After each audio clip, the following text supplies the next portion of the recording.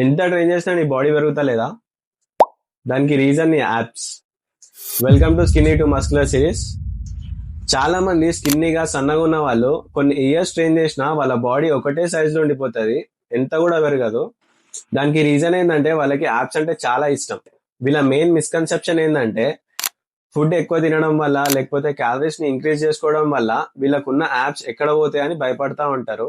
అట్లా భయపడడం వల్ల వాళ్ళ బాడీ గ్రోత్ అనేది ఉండదు, and at the same time ఉన్న యాప్స్ కూడా అంత పర్ఫెక్ట్ గా కనిపించవు.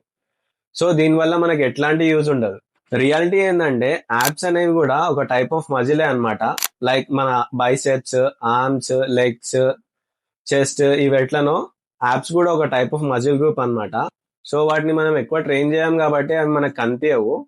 సో ఎప్పుడైతే వాటిని వేరే మజిల్ గ్రూప్స్ ని ట్రైన్ చేసినట్టు వాటిని కూడా ట్రైన్ చేస్తే అవి కూడా కనిపిస్తాయి. చాలా మంది స్కిన్గా ఉన్న వాళ్ళు యాప్స్ మెయింటైన్ చేయడం ఒక పెద్ద ఫ్లెక్స్ అనుకుంటారు. అది చాలా ఈజీ.